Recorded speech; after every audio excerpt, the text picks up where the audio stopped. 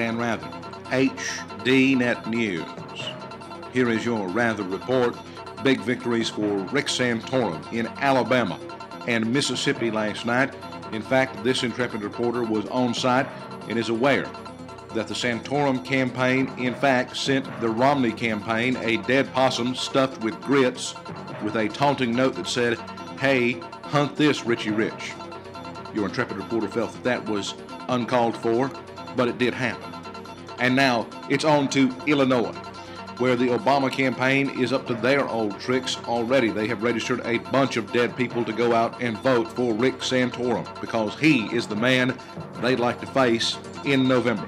Meanwhile, the President of these United States, Barack Obama, was in Dayton, Ohio last night for the first 4 basketball games in the NCAA tournament. He held a baby to be photographed by, assumedly, that baby's parents. When the child was later told that he had a $58,000 bill that he owed to China because of Obama, the child spit up all over its mother and demanded that that photo be erased. Obama attended the game with Prime Minister of Great Britain David Cameron as they sat courtside being entertained by the Mississippi Valley State versus Western Kentucky game. The president got some pointers on how to make the U.S. even more socialist. And former Massachusetts Governor Mitt Romney has stepped in it, once again reviving the Planned Parenthood fight, saying he would find a way to close down or stop funding of Planned Parenthood from the government, unless he found out they were unprofitable, in which case he would have Bain Capital take them over and then destroy them. Meanwhile, those that would be sympathetic to the president are trying to find some way, any way, to describe or explain his recent dip in the polls.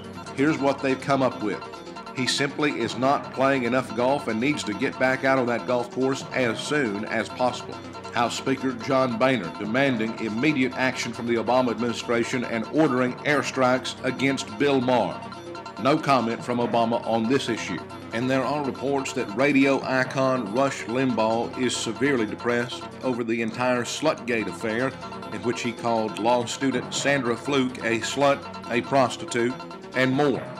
This reporter has sources inside the sunny Southern Command that say the radio host is so distraught that his wife has to do that chugga game with him to get him to take his daily Oxycontin, like you would get with a child trying to get them to take their baby food.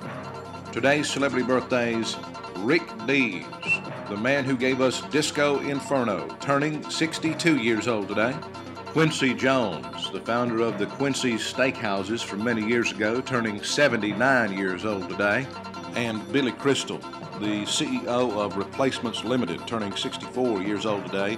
And we are 312 days from Barack Hussein Obama leaving the White House and heading back to the political cesspool that is Chicago, Illinois. Dan Rather, HD Net News. Top off your tank.